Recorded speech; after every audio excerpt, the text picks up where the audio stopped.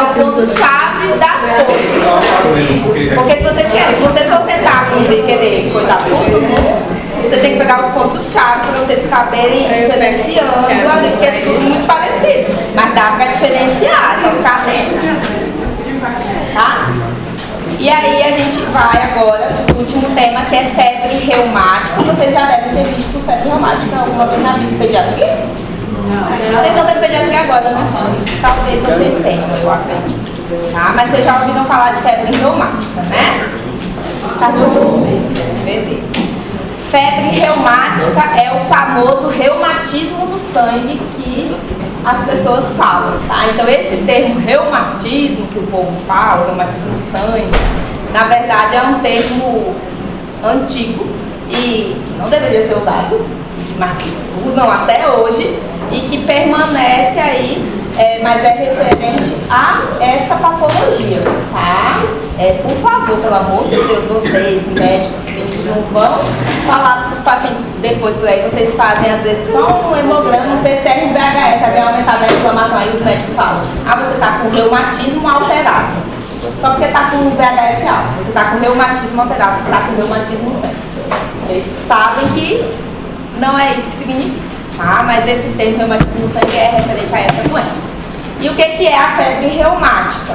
Ela é uma doença aguda, tá? Que ela pode ser multissistêmica e ela é caracterizada por uma resposta imunológica alterada, tá? Então é uma doença que tem uma resposta autoimune inflamatória que é decorrente de uma infecção prévia, né? Geralmente de uma faringite, na maioria das vezes, causada por um tipo específico de uma bactéria que é o Streptococcus pyogenes, tá? Que é o beta-hemolítico do grupo A, certo?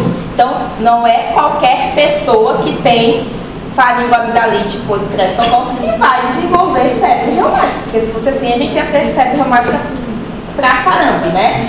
Então, na verdade, indivíduos que têm uma predisposição genética, né, que já tem um distúrbio imunológico, após uma faringoamidalite, é como se a bactéria só fosse o gatilho e deflagrasse essa autoinflamação, certo? Depois que acontece esse período infeccioso, a pessoa ela passa por uma latência, tá? Então os sintomas da febre reumática, eles não surgem no mesmo momento que a pessoa está com uma faringoamidalite, né? No mesmo momento que está com um infectivo. Não, a infecção vem primeiro, depois a gente tem um período de latência de algumas semanas e aí sim se desenvolve os sintomas autoimunes sistêmicos causados por essa doença, tá? A febre reumática acomete principalmente as articulações, mas pode comprometer coração, sistema nervoso central e pele também, tá? Sendo que a febre reumática, ela é uma das principais causas, né, de doença cardíaca reumática, faz principalmente lesão valvar, tá? Sendo que, na maioria das vezes, a pessoa precisa até de substituição de válvula cardíaca, certo? Então, é a principal complicação aí. Em relação à epidemiologia, né, estima-se aí que mais ou menos uns 37% das faringoamidalites, de forma geral, são causadas por Streptococcus do grupo A, né? Então, o primeiro ponto de partida, a pessoa tem que ter tido um processo infeccioso, mas eu preciso documentar e comprovar que foi por essa bactéria, porque não é qualquer faringoamidalite por qualquer micro-organismo que pode causar febre reumática. Não, é pelo Streptococcus pyogenes, certo?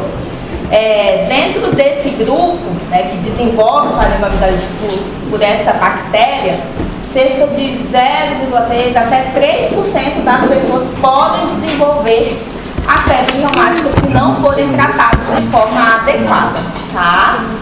No Brasil, estima-se mais ou menos aí 30 mil casos novos por ano, tá? Sendo que metade desses, se não tratado de forma adequada, pode desenvolver lesões cardíacas. Então, é muito, né? Metade de 15 mil novos casos de doença cardíaca reumática por ano, né?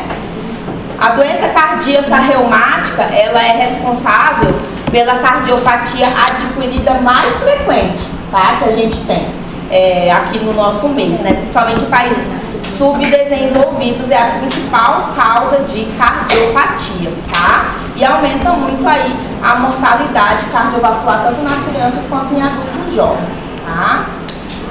A faixa etária da febre reumática, né, costuma ficar principalmente ali na infância e na adolescência, certo? Então, o grupo mais comprometido varia ali de 5 até os 15 anos de idade.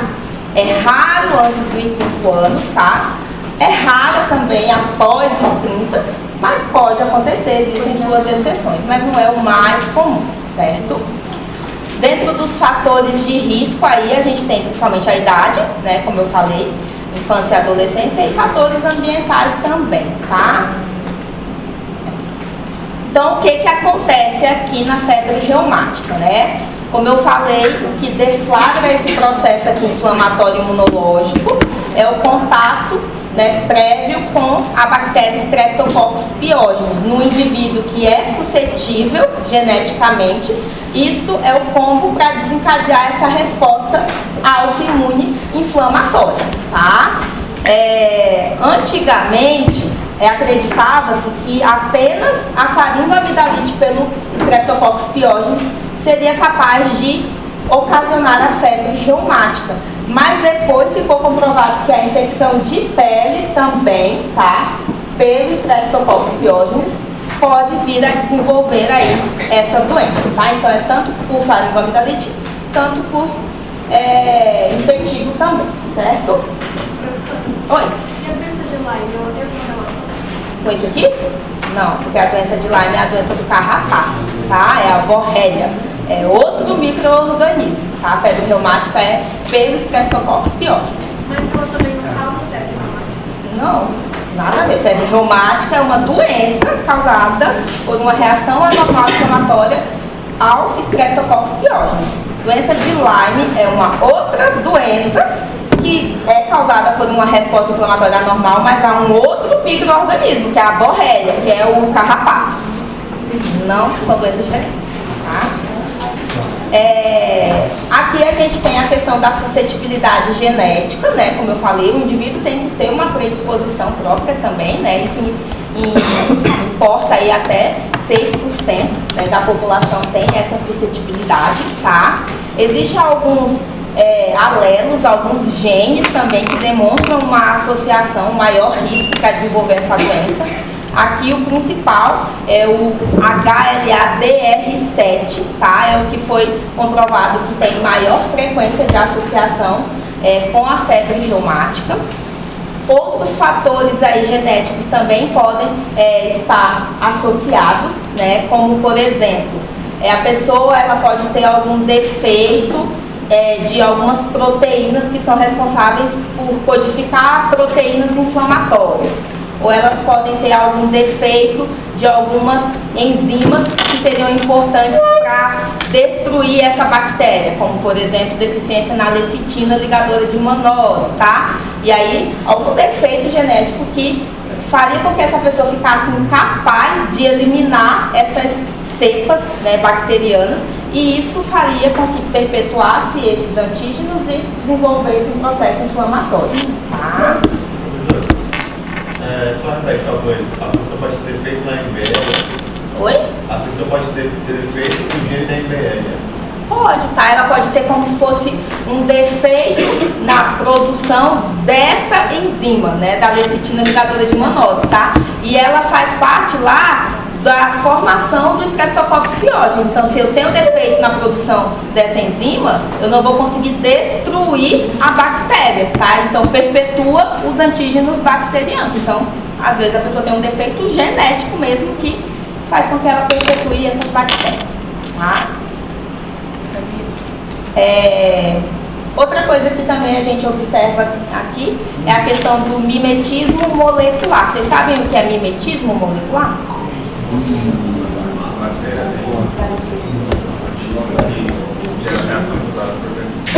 Justamente, tá? É bem isso mesmo, tá? Então, a bactéria, que no caso Streptococcus pyogenes, né, nesse indivíduo predisposto, vai desencadear uma cascata imune inflamatória normal, né? Só que a partir desse mimetismo molecular é como se a bactéria, os antígenos bacterianos fossem capazes de estimular com que células do próprio hospedeiro, né, se assemelhem ao antígeno bacteriano. E aí a imunidade da pessoa vai começar a produzir anticorpos que irão atacar não só as bactérias de verdade, vão acabar atacando os outros antígenos celulares do próprio hospedeiro por conta desse mimetismo, tá? Imitando as células do hospedeiro, fazendo com que o organismo reconheça como se fossem antígenos celulares, certo? Por isso é uma doença multissistêmica, né? Por isso que pode ter manifestações em órgãos, certo? Pela resposta imune cruzada. Aqui, as principais manifestações clínicas, como eu falei, vão incluir comprometimento articular, cardíaco, neurológico e de pele também, tá? A febre é um sintoma sistêmico, um sintoma geral, que pode estar presente aí na maior parte dos pacientes, mais que 90%, tá? Podem ter a febre presente. E a artrite é o sintoma mais comum de todos, de sintomas entre coração, pele e neurológico. A artrite é o mais comum, presente em 75% aí dos pacientes, tá? Depois a gente tem a manifestação cardíaca, que é a manifestação mais grave aqui da doença, tá? E ela pode estar presente aí em até 50% dos casos, tá? Fazendo o que a gente chama de cardite. Sendo que alguns pacientes que fazem cardite podem evoluir para uma doença cardíaca reumática mesmo, crônica, e evoluir até para óbito, tá? A artrite aqui da febre reumática, tá? Como que é o quadro? É diferente de todas as artrites que nós vimos até agora, tá? Primeiro que é um quadro agudo também, né? Então, algumas semanas depois da faringoamidalite ou da infecção de pele, a pessoa pode começar de forma abrupta a apresentar um quadro de poliartrite, tá? Geralmente aqui são grandes articulações. E tem uma coisa aqui que dá pra gente diferenciar, porque é um padrão migratório, tá? Então, pode ser várias articulações comprometidas, mas não são várias articulações comprometidas ao mesmo tempo, tá? Então, começa, por exemplo, aqui no joelho, aí melhora aqui, daqui a pouco já tá do outro, aí vai várias articulações comprometidas, porém com um padrão migratório, tá? E geralmente assimétrico, né? E ela costuma ser autolimitada, ou seja, ela não evolui para destruição articular, e às vezes com anti-inflamatórios e sintomáticos a gente consegue aí regredir o quadro, tá? Em geral ela é extremamente dolorosa, né? E às vezes a gente pode encontrar sinais inflamatórios no exame físico também, porque é uma artrite, certo? Aqui, para o tratamento da artrite, tem excelente resposta com o uso de AS, mas AS dose alta, AS em dose anti-inflamatória, né? Ou outros AS simples mesmo, tá? Geralmente, após 48 horas do início ali dos anti-inflamatórios, o quadro articular já começa a melhorar, certo? A presença de artralgia, com esse padrão poliarticular, migratório e assimétrico, de grandes articulações, é altamente sugestiva de febre reumática, né, no grupo de risco, ou seja, crianças e adolescentes com esse quadro, é altamente sugestivo de febre reumática, tá?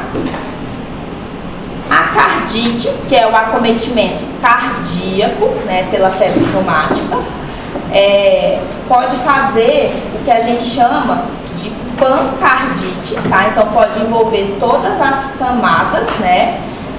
Desde o pericárdio, o miocárdio, só que é bem mais raro ter envolvimento dessas camadas de pericárdio e miocárdio, tá? O mais comum é o comprometimento do endocárdio, né? É a estrutura mais comprometida, tá? Porém, a pericardite pode acontecer, na maioria das vezes, quando ela está presente, ela vem junto aí de uma lesão valvar associada, tá? Às vezes pode fazer derrame pericárdico, pode fazer tamponamento cardíaco, são complicações raras, mas pode acontecer.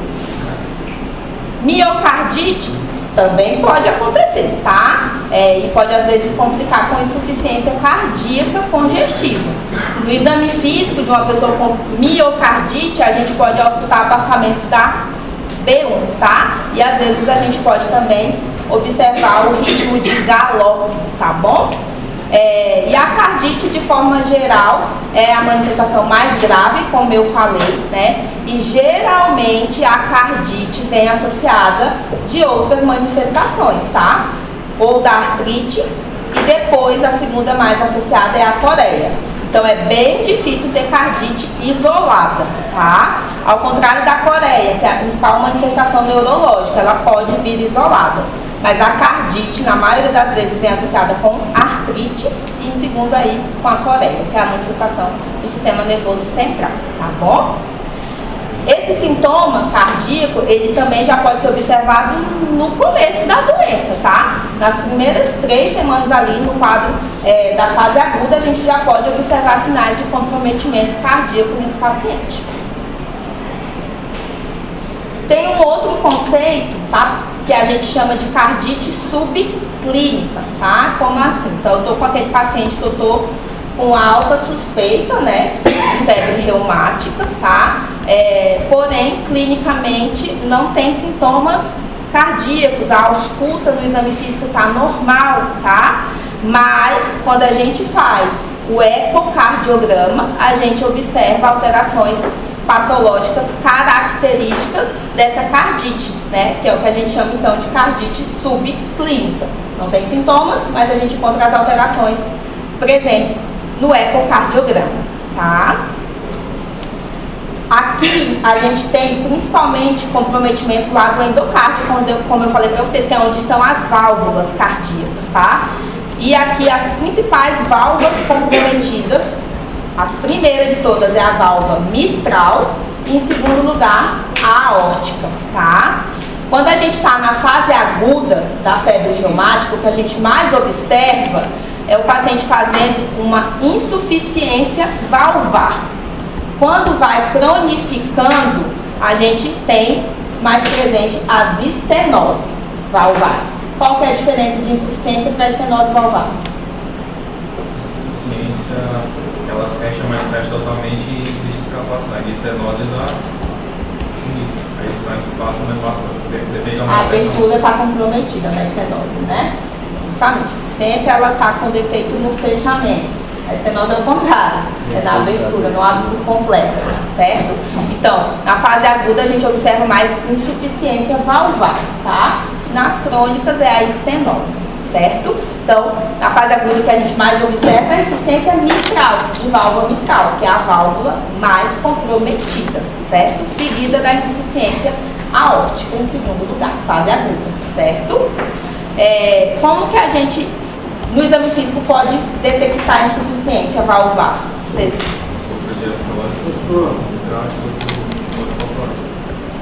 Diastólico. Diastólico do válvula mitral e sistólico. Holocistólico, tá? Pega toda a sístole, né? Essa é a principal alteração vista no exame físico de um paciente com insuficiência valvar, tá? É um sopro gigantesco, vocês já ouviram, né? Já escutaram? Não? Já? Não? Já, né? Tá? É bem característico, tá? Então, insuficiência mitral revela aí um sopro holocistólico, bem ali no ápice, tá? É o lugar que a gente mais consegue ouvir. Na insuficiência aórtica, aí o sopro é diastólico, é o contrário, tá? E aí é mais na borda external esquerda. No início que a gente começou a falar da febre reumática, é uma doença multissistêmica aguda. Aí agora a senhora já está falando que tem a fase crônica. Pode cronificar. Se não for feito o tratamento na fase aguda, ela vai cronificar. Cronificar seria o que ela causou? Por exemplo, a valvite? Justamente. Daí é a manifestação inflamatória nas válvulas, ela começa de forma aguda fazendo essa insuficiência valvar. Se a gente não trata na fase aguda, esse processo inflamatório fica perpetuando essa agressão na válvula, faz uma valvulite. E aí isso progride para uma estenose, já é uma complicação crônica e pode culminar com falência mesmo de cardíaca e necessidade de troca valvar. Mas Tá? a parte de anticorpos e tal passou, porque era só lá Já nas passou. duas primeiras semanas. É porque não foi tratada de forma adequada e aí pode cronificar, tá?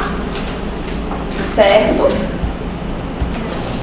Outra manifestação aqui é a manifestação do sistema nervoso central, tá? Que a gente chama de coreia de Siderman, tá? É a manifestação neuropsiquiátrica da febre reumática, tá? A coreia, ela é diferente dos outros sintomas aqui. Ela tem um longo período de latência, tá? Então, às vezes, a pessoa teve contato com os Streptococcus piógenes e pode, às vezes, passar meses, 2 a 4 meses até, tipo, assintomático, né? E aí começar a apresentar a coreia. Então, essa é a única manifestação que a gente observa que tem esse longo período de latência, tá? Ela ocorre em cerca de 15% dos pacientes com febre reumática e ela predomina mais nas meninas, tá? Ela pode acontecer de forma isolada, como eu falei para vocês, quando ela tem essa alta latência, demora meses aí para surgir, tá? E vem de forma isolada, mas ela tem uma forte associação com cardite, seja clínica ou subclínica, tá? Então, às vezes, a pessoa teve contato com a bactéria, né? Pode não ter desenvolvido uma cardite clínica, só uma subclínica, que seria vista só com o exame, aí a pessoa não tem sintoma nenhum, vai fazer eco pra quê? Não faz, e aí fica meses de latência, e às vezes 4, às vezes até 6 meses depois, abre o quadro com a coreia de Siderman. E aí você vai fazer os outros exames, faz o ecocardiograma e, na verdade, encontra já manifestações e alterações cardíacas prévias, certo? Pode acontecer, né? O que é a coreia? Vocês sabem o que é coreia? Existem outros tipos de coreia. Essa aqui é a coreia de Siderman. Então, tem tipo espasmos? Eles são maiores. Oi? Eles são os números maiores no braço. Mas o que a pessoa apresenta? Movimentos aleatórios. Ah, não ouvi. Desculpa, movimentos aleatórios. Justamente. Então, é o que acontece. A principal característica da coreia são o surgimento desses movimentos involuntários, tá? Movimentos arrítmicos, né? Que ficam persistentes em todo o corpo, principalmente na face e nas extremidades, braços e pernas, tá? Pode generalizar de forma rápida, certo? Mas às vezes pode ficar em metade do corpo só também, que aí seria o que a gente chama de hemicoreia, tá? Esses movimentos involuntários, eles podem ser piorados quando o paciente é submetido a situações de estresse, tá? E desaparece totalmente durante o sono. Então, quando a pessoa está dormindo, está bonitinha, está acordada, fica com todos aqueles movimentos arrítmicos e aleatórios, tá? Além dos movimentos, a gente também pode observar alteração na escrita, tá? Comprometimento de marcha, né? Pode acontecer disartria, tiques, tá? Alteração ali motora da língua e pode fazer também hipotonia muscular, certo? E uma coisa que foi observada é que antes de surgir esses movimentos aleatórios, observou-se que esses pacientes apresentam alterações comportamentais algumas semanas antes do surgimento dos movimentos coreios. Então, às vezes ficam crianças mais agressivas, por exemplo, tá? Alteração mais deprimida, mais isolada, certo? Mais ansiosa, com alteração do sono, às vezes alterações comportamentais algumas semanas antes de surgir esses movimentos coreios. Usualmente, né, a coreia também é uma manifestação que pode ser autolimitada, pode remitir os sintomas aí de forma espontânea após um período aí de até 3 semanas, tá?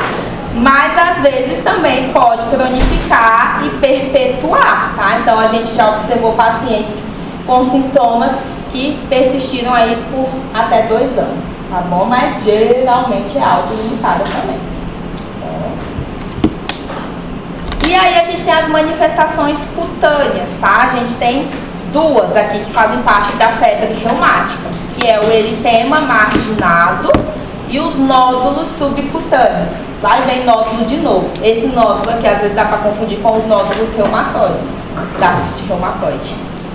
Às vezes até com tofo, dependendo também, né? Tofocotoso, tá? Mas o quadro clínico é totalmente diferente. Essas manifestações cutâneas ocorrem aí em menos de 10% dos pacientes, tá?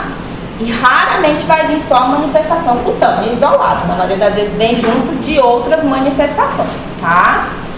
O eritema marginado, ele é como se fosse um rache macular, tá? Não é pruriginoso, tem uma coloração mais rosácea e a gente fala que ele é marginado porque a gente consegue desenhar as margens, ó, aqui na fotinha, né?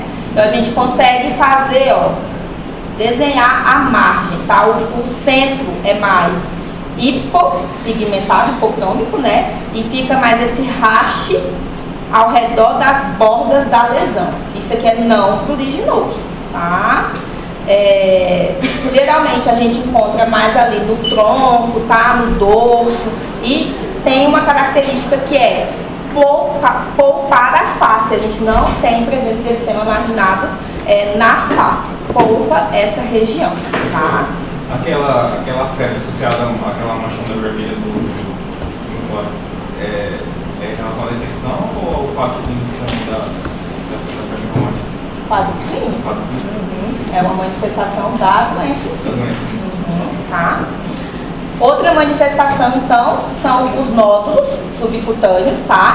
Esses nódulos, eles também são nodulações ali firmes, mas podem ser móveis, eles são indolores e geralmente eles estão ali nas superfícies extensoras, tá? Cotovelos, às vezes podem aparecer aqui na região occipital também, ou às vezes até na coluna. E uma característica importante dos nódulos é que eles estão altamente associados com cardite, tá? Daí aqui dá pra ver os nódulos, ó, aqui nos joelhos, aqui no cotovelo, tá? E esse é o eritema marginal, certo? Como que a gente faz o diagnóstico, então, da febre reumática, tá? O diagnóstico a gente fala que é clínico, né? Porque não existe só um exame que é patognomônico. Na verdade, a gente tem a junção de vários fatores, né? As manifestações clínicas, existem alguns exames complementares e como isso daqui é uma resposta imune-inflamatória ao contato prévio por uma bactéria, que é a Streptococcus pyogenes, eu preciso comprovar uma infecção estreptocócica prévia, porque não é faringoamidalite de qualquer bactéria que causa isso daqui, né? Então, aqui, para fazer o diagnóstico, a gente pode solicitar aí os reagentes de fase aguda, tá? Que são aqueles exames inflamatórios que podem estar aumentados, afinal a gente vai estar diante de um processo inflamatório agudo, né? A PCR, ela se aumenta muito mais precoce, né, do que o VHS, tá? Só que o PCR também rapidamente normaliza depois que a gente faz o controle infeccioso, ela já cai logo. O VHS demora para aumentar, mas depois demora um pouquinho mais para normalizar também. A gente precisa comprovar que teve infecção estreptocócica prévia, certo? Como que a gente vai fazer isso? Eu falei para vocês que a infecção passa por um período de latência, né? Esses sintomas não vão vir junto de uma faringoamidalite. A pessoa não vai chegar lá, eu estou com a garganta infeccionada e vai estar com esses sintomas de cardite, com essas outras manifestações aqui da febre reumática vigente, porque a gente tem que respeitar um período de latência, certo? Então, quando o paciente chega pra gente, na maioria das vezes já passaram-se algumas semanas. Então, se a gente for solicitar uma cultura de orofaringe, que seria considerado um exame padrão ouro, seria perfeito. Mas a gente tem muitas chances dessa cultura vir negativa, porque já vai ter passado um período de latência, já vai ter passado algumas semanas e às vezes eu não vou ter mais antígeno bacteriano ali sendo encontrado nessa cultura. Mas a gente pode solicitar. Às vezes ainda pode vir positivo algumas semanas depois, mas ele pode vir negativo pelo período de latência. Então, se vier negativo, não dá para excluir, não é só por causa de cultura de orofaringe negativo que a gente exclui. Por isso que surgiram os outros exames, que são exames laboratoriais, onde a gente faz a dosagem de anticorpos, tá? Que são produzidos pelo nosso organismo quando entram em contato com esse antígeno bacteriano específico, né? Com os Streptococcus piógenes, tá? A gente tem 2 testes, que é o ASLO e a anti-DNase B, tá? Outra coisa que o povo faz muito por aí é ficar solicitando ASLO para todo mundo. Muitas pessoas terão ASLO positivo, tá? Mas não é porque tem ASLO positivo que quer dizer que tem febre reumática. O ASLO ele vai positivar em qualquer pessoa que tiver tido um contato prévio com Streptococcus piógenes, tá? Eu só vou saber que a pessoa teve contato com essa bactéria. Também não quer dizer que foi um contato agora que faz um mês, porque ele pode persistir por alguns meses positivo no sangue. Então, além de eu ter ele positivo, para me fazer o diagnóstico, eu preciso ter os outros critérios, os critérios clínicos. Daí está o erro. O pessoal fica pedindo ASLO de rotina para todo mundo. O ASLO vem positivo, porque pode vir, porque todo mundo aqui já pegou a amigdalite, né? E aí a pessoa vem com ASLO positivo, aí o médico fala que você está com reumatismo no sangue, toma Libezetacil para toda a vida, tá? E não é o fato dele ser positivo que fecha o diagnóstico, mas ele positivo conta critério para o diagnóstico, mas não apenas isso, certo? Ele só comprova que você teve uma infecção estreptocócica prévia, certo? Então a gente tem o ASLO e a anti-DNase B, né? O ASLO, ele começa a se elevar antes da anti-DNase B, tá? E ele aumenta principalmente nos casos de faringoamidalite pelo Streptococcus piógenes, tá? Como eu falei, ele demora um pouquinho para se elevar, mas depois ele permanece por semanas e às vezes até alguns meses, certo? Positivos. Então não adianta fazer a dosagem do ASLO logo depois de uma infecção, porque às vezes ele pode vir negativo, porque isso aqui é um anticorpo. Demora um pouquinho para produzir, né? Então às vezes se ele vem negativo, a gente pode esperar umas semanas e dosar de novo. E a anti-DNase B é um outro anticorpo que também pode ser positivo, geralmente é menos que o ASLO, tá? Mas pode ser encontrado em até 70%. E foi visto que a gente encontra ele mais positivo também nos casos que foi por infecção de pele, pelo Streptococcus piógenes, tá? Então o ASLO aumenta muito mais na faringoamidalite. O anti-DNase pode ser positivo também, ok? Mas a anti-DNase B é mais nas lesões de pele pelo piógenes. Certo? Mas a gente costuma solicitar os dois, certo? Então primeiro eu estou com a suspeita clínica, né? Depois eu solicito os exames inflamatórios e vou confirmar a minha infecção estreptocócica prévia, seja por cultura de orofaringe ou pela dosagem do ASLO e anti-DNase B. E daí eu tenho que avaliar se eu estou com essa alta suspeita de febre reumática, mesmo se não tem sintomas cardíacos, considerando que pode haver uma cardite subclínica, eu preciso avaliar comprometimento cardíaco, rastrear, né? Daí aqui a gente solicita o eletrocardiograma, tá? Que a gente pode encontrar uma alteração ali de ritmo mesmo, a gente pode observar um alargamento do intervalo PR, tá? Nesses pacientes com febre reumática.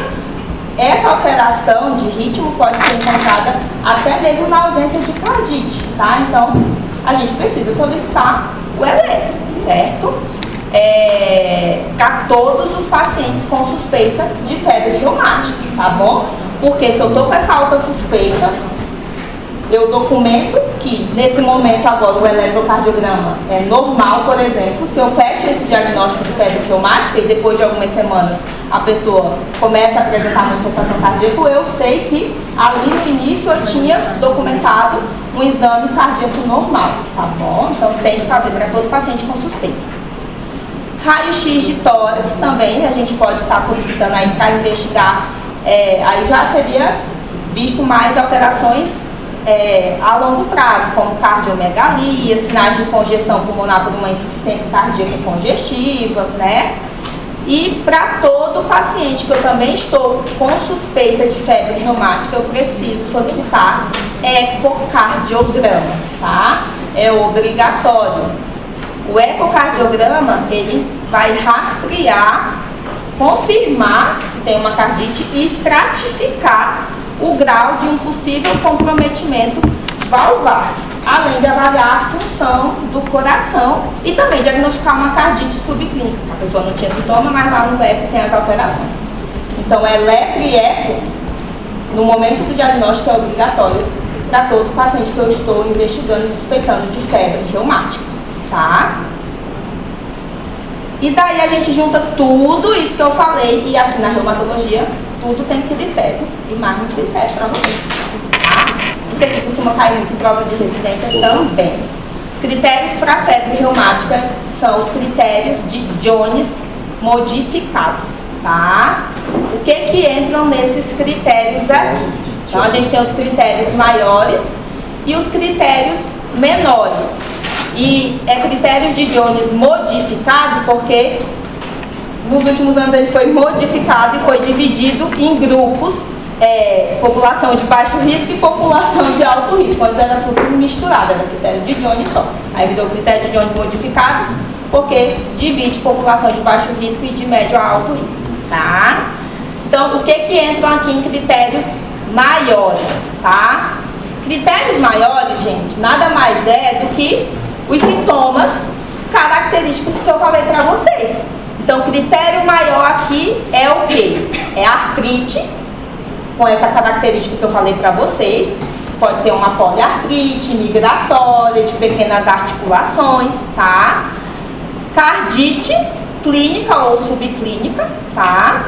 Coreia de Sederham, eritema marginado e nódulos subcutâneos, que são os sintomas que eu falei para vocês, tá?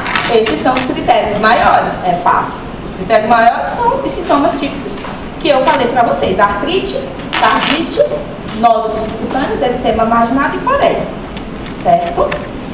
E daí os critérios menores, tá? Daí, aqui nos critérios menores, entra poliartralgia, tá? Ou monoartralgia. Só artralgia, tá? Ué, mas artrite não já tá aqui? Mas artrite é diferente de artralgia. Artrite é quando eu tenho a artrite, né? O médico viu lá, documentou no exame físico, com sinais logísticos, né? Artralgia é só a queixa. A pessoa chega com a queixa de que tá com dor nas juntas, mas lá no exame físico eu não encontro artrite, mas ela tem artralgia, tá? Aí é critério menor. Febre, tá? Febre maior que 38 ou 38,5, dependendo se é risco médio ou alto, né? Febre é critério menor, tá? Aumento das provas inflamatórias, né? VHS e ou PCR, tá? Alteração do eletrocardiograma, que é o alargamento do intervalo PR, certo? Mesmo que não tenha visto cardite no ecocardiograma, se tem alteração do intervalo PR, é um critério menor, certo? E daí, para todos esses pacientes, antes de eu avaliar esses critérios, eu preciso, além de confirmar isso aqui, confirmar se teve uma infecção estreptocócica prévia, tá? E daí, como é que confirma se teve uma infecção estreptocócica prévia? Cultura, ASO e antiDNase B, tá? Então, em um paciente que teve infecção estreptocócica prévia confirmada, eu avalio esses critérios e o diagnóstico a gente fecha se eu tenho 2 critérios maiores ou um critério maior e 2 menores, tá?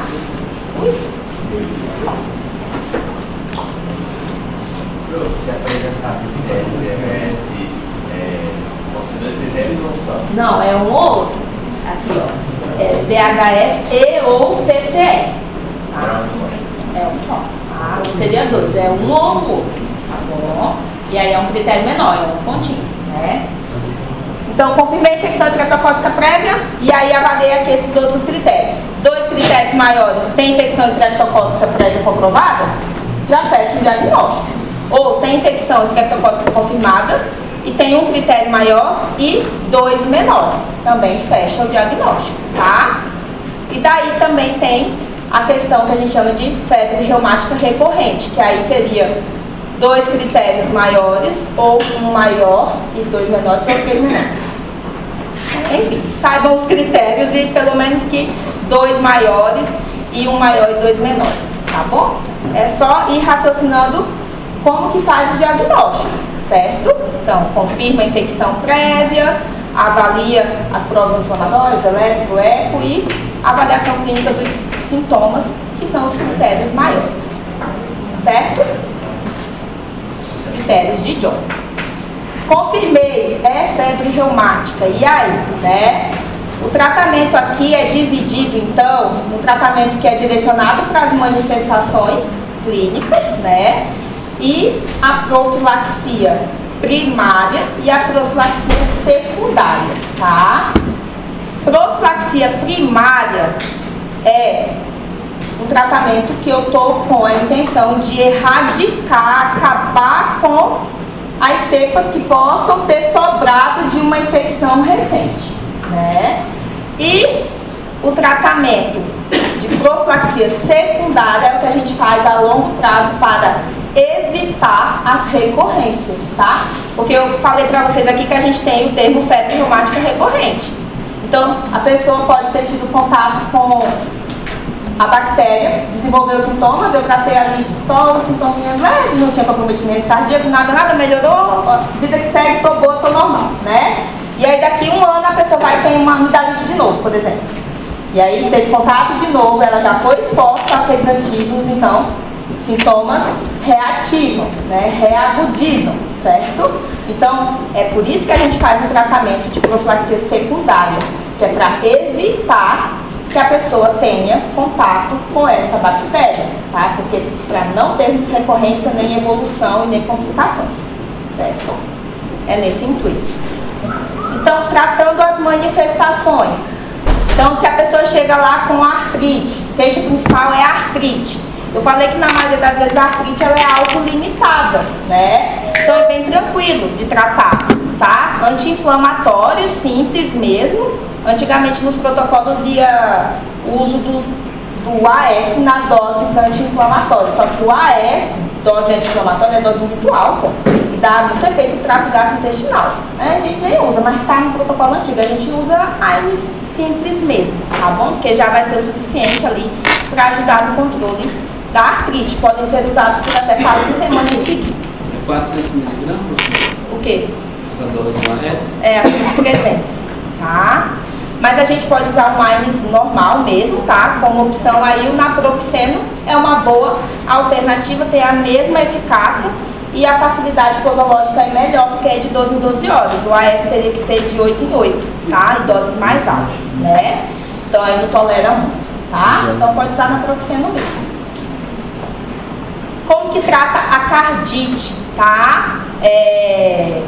Não tem muita evidência que justifique, por exemplo, o uso de corticoide no tratamento da cardite, tá? Porém, tem alguns estudos em andamento que o uso do corticoide pode ser considerado em pacientes com cardite moderada a grave, ou que estão cursando ali com uma pericardite, ou com risco de tamponamento cardíaco, tá? Então, às vezes, nesses casos, pode-se utilizar corticoide simplesmente com o objetivo de reduzir o processo inflamatório e o tempo de evolução dessa cardite, tá? Não é que vai resolver o problema valvar, vai controlar o processo inflamatório momentaneamente desses pacientes mais com cardite moderada a grave, tá? Se for utilizar corticoterapia, geralmente para cardite moderada grave, com pericardite, são doses mais altas de prednisona. Daí é 1 a 2 miligramas por quilo dia, tá? Sendo a dose máxima de 80 miligramas por dia. E aí o tempo de uso de corticoide varia, tá? Pode ser algumas semanas, até no máximo um total de 12 semanas, aí começa geralmente com dose alta e depois vai fazendo desmame de forma gradual, tá? Isso aqui está em alguns estudos, mas ainda não é consenso geral, mas para quadros de cardite moderada grave com pericardite pode fazer corticoterapia, tá? Nesses casos mais graves, certo? Se o paciente evoluiu com insuficiência cardíaca congestiva leve a moderada, tá? daí vai precisar adicionar o tratamento de insuficiência cardíaca, né? Porque o tratamento de insuficiência cardíaca, independente da causa, vai ser o mesmo, né? Então aí às vezes a gente precisa acrescentar o uso de diuréticos, principalmente aí a furosemida ou a espironolactona, fazer restrição hídrica se tem fração de ejeção reduzida, né? Às vezes acrescentar o uso dos IECAS, tá? E a gente também pode utilizar os digitálicos. Vocês sabem qual que é? Doxina, que é aquele tratamento básico para insuficiência cardíaca. Se a pessoa complica com insuficiência cardíaca, mesmo tendo sido de origem reumática, o tratamento da insuficiência cardíaca é o mesmo, tá bom? Em alguns casos, pode precisar dessas medicações aí auxiliares, certo? A digoxina pode ser utilizada, como a gente falou, né? Principalmente também nos pacientes que têm aí um ecocardiograma confirmando uma cardite importante ou que também estão fazendo arritmia, né? Fibrilação atrial, que às vezes também pode ser uma complicação. Se estiver fazendo fibrilação atrial junto, aí precisa, além de controlar o ritmo, fazer anticoagulação. Para que faz anticoagulação na fibrilação atrial?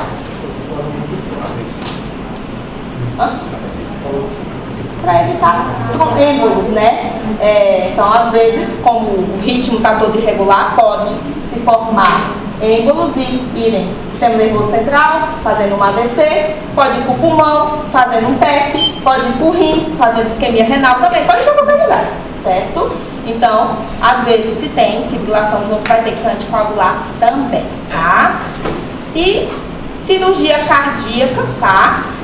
Está indicada nos casos de cardite grave, cardite refratária, em que já foi feito todo esse tratamento aqui, medicamentoso associado, e o paciente não está tendo melhora, está só perdendo função cardíaca, tá? Ou às vezes também a valvulite, que é a inflamação das válvulas, pode fazer com que rompa as cordas tendíneas, tá? E pode perfurar as cúspides também. E aí, tipo, a válvulazinha não está mais funcionando de jeito nenhum, tá? Já perdeu função de forma importante, daí a indicação de troca valvar, né? Pode ser válvula biológica ou sintética, certo? Tratamento da coreia, tá? Então, se tem coreia leve a moderada, às vezes só tentar manter repouso, colocar a pessoa ou a criança num ambiente mais calmo, porque os movimentos coreicos, eles não estão presentes durante o sono, né? Se a pessoa está estressada, aí piora, tá?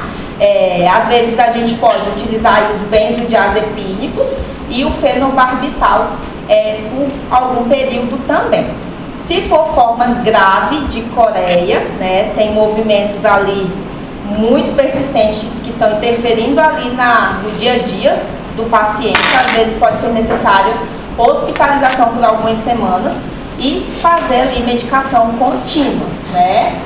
As medicações, haloperidol também, pode ser usado ácido valproico ou carbamazepina, tá?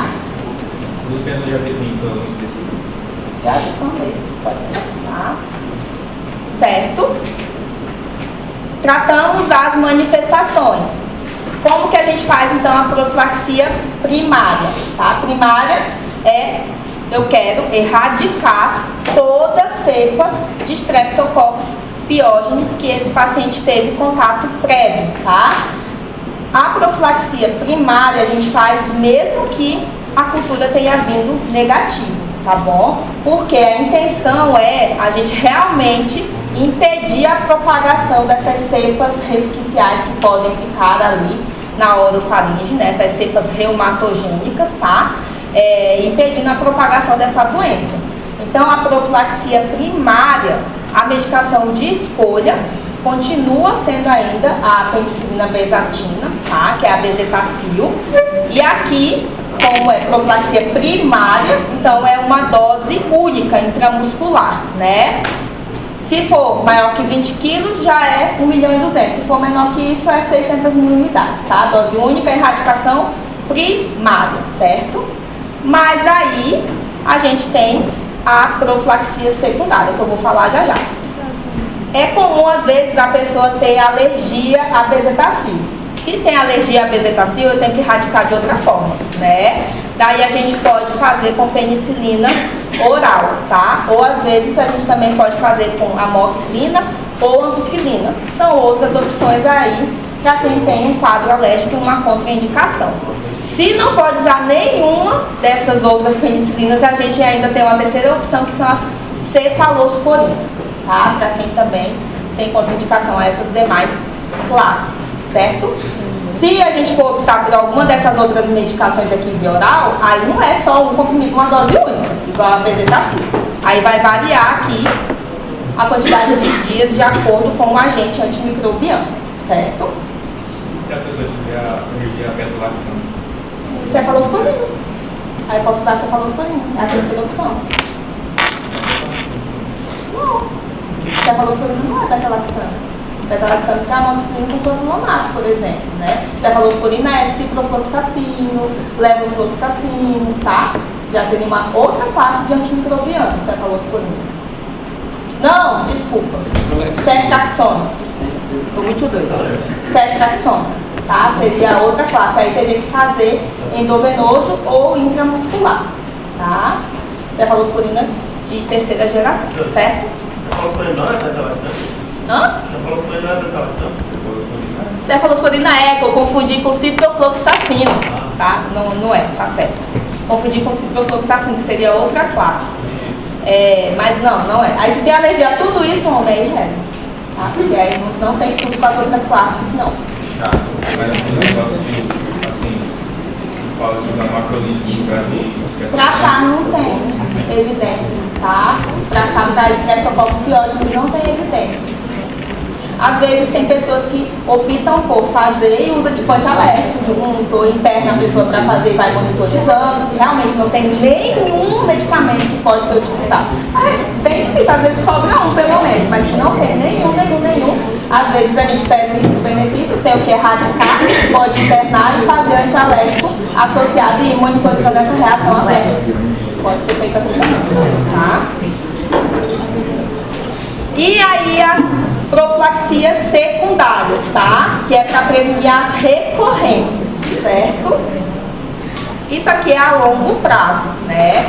É uma administração de antimicrobiano contínua por um período X, que eu vou falar para vocês, com o objetivo de impedir contato novo com cepas do Streptococcus pyogenes, tá? Então, impedir novos episódios de recorrência dessa doença, certo? A medicação de escolha aqui também é a penicilina, tá bom? Bezatina, que é a bezetacil, só que aqui é uma profilaxia secundária, então é a longo prazo, não é uma dose única, tá?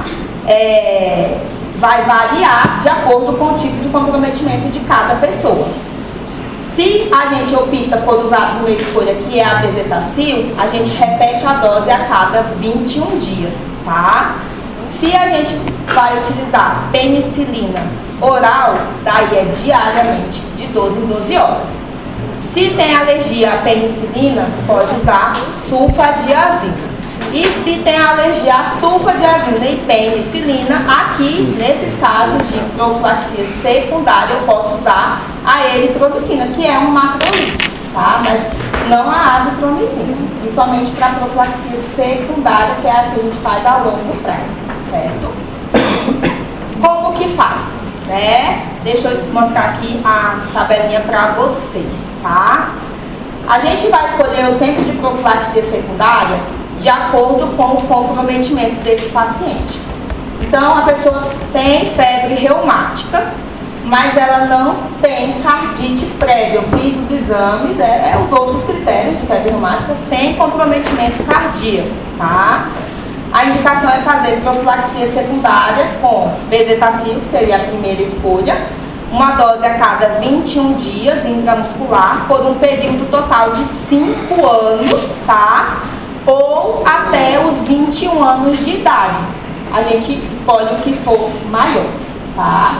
Como assim? Se o diagnóstico foi com 15 anos de idade, né, teria que fazer até os 20 anos. Mas eu escolho o que for maior, então vai até os 21. Certo? 5 anos. 5 anos ou até os 21 anos de idade. Eu escolho entre 5 anos ou até os 21 anos de idade, o que for maior período. Se a pessoa tem 10 anos de idade, eu diagnostiquei febre reumática agora. A profilaxia vai ser até os 21 anos de idade. Não vai ser só até os 15. Tá? Porque a gente escolhe o que é o maior período. A origem de uns traumas de injeção, né? Daí que vem. Daí, se tem febre reumática e teve cardite prévia, tá? Teve insuficiência mitral leve, teve alguma alteraçãozinha valvar, mas que já foi resolvida, tá? Era uma manifestação cardíaca leve, resolveu já, mas teve cardite prévia, daí aumenta o tempo de profilaxia. Aí vai até os 25 anos de idade ou 10 anos do surto infeccioso. Conta o que for maior.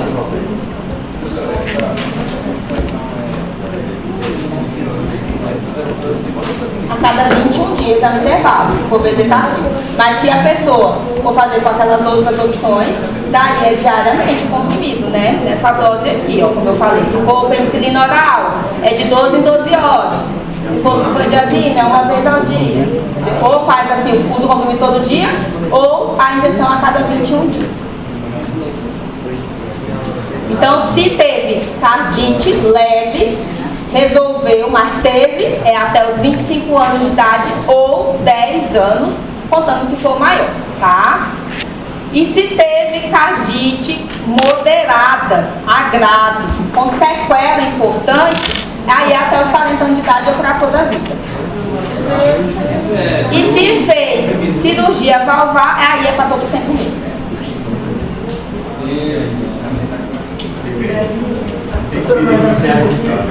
Oi? Tem perigo. Aí às vezes a gente pode ir alternando, tá? Então, principalmente quando é criança, né? Eles reclamam bastante. Daí às vezes a gente pode fazer um período da bezetacil, depois mudar e fazer um período do comprimido, e aí depois voltar para bezetacil de novo, tá? Pode ir alternando entre aquelas opções, desde que seja mantida a profilaxia secundária pelo tempo ideal. Onde está baseado continuar essa medicação? Porque a bactéria vai ficar por todo esse tempo na pessoa? Não, ou é para evitar? É uma profilaxia secundária, tá? É para evitar contato da pessoa com novas cepas do Streptococcus pyogenes e evitar uma recorrência. E em quem teve cardite moderada grave, essas cepas, elas ficam escondidas lá nas válvulas. E se você fica tendo contato com essa bactéria toda hora, isso vai piorar e progredir essa doença cardíaca, né? Mas nas trocas de válvula, por exemplo, a gente já tirou a válvula toda? Foi tirada a válvula, mas aí a pessoa fica uma pessoa imunossuprimida, onde aquela válvula doente foi trocada, ok, mas fica um resquício autoinflamatório, porque nem sempre a gente vai estar com antígeno lá. É um distúrbio imunológico, então eu posso ter antígenos circulando, né? E que se eu não prevenir o contato, vai lá e destruir a cirurgia que eu fiz. Como é que fica fora do espírito? Oi? Como é que fica fora? A flora? Ruim, né? Usam floral, uns negocinhos para repor a flora intestinal. Esse ciclo da vida. Florar Esse ciclo da vida é a cada 20 dias. a cada 21 dias, tá? É melhor do que tomar comprimido diariamente, porque aí o comprimido diariamente dá mal-estar, alteração gastrointestinal, né? Mas dá pra alternar, porque tipo, é a vida toda, né? Eu tenho alguns pacientes que E a vacina, professor? Tem não? não tem, infelizmente, tá? Aqui precisa prevenir mesmo com a profilaxia secundária, tá?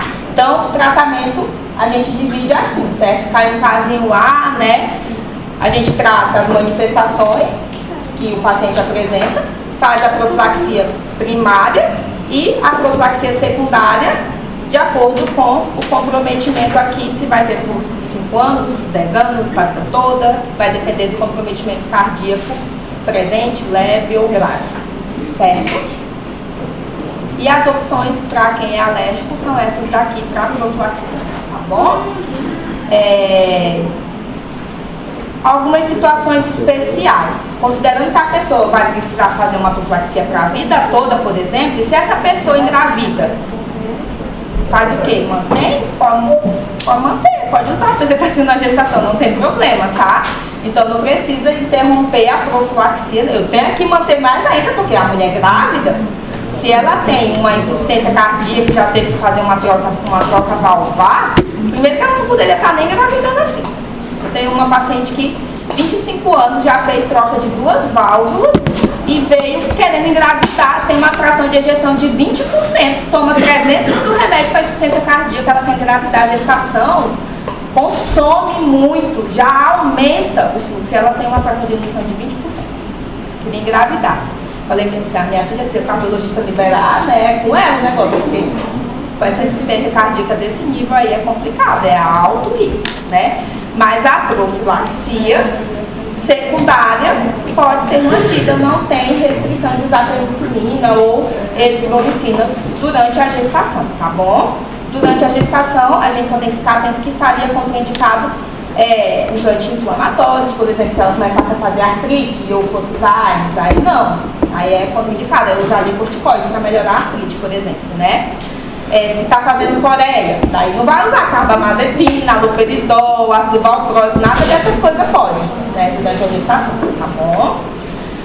Sulfadiazina também não pode, Goi. Nesse caso aí, a mãe tem risco de gerar o sofrimento fetal, por exemplo? É uma gestação de alto risco, tá? Faz insuficiência placentária, né? Alto risco para a mãe e para o feto, tá? Então, manter aí a profilaxia secundária durante toda a gestação, não tem problema, seja com bezetacil ou com eritromicina. Só não poderia sulfadiazina. Se a pessoa faz profilaxia antes com sulfadiazina, aí eu mudo para uma dessas outras, tá? E é isso. Atenção, por favor, a isso aqui, ó. Vai. O tempo da profilaxia. Não. Ainda mais ou menos, só metade. Certo? Cadê a lista de chamadas? Vocês querem tirar dúvida de alguma coisa?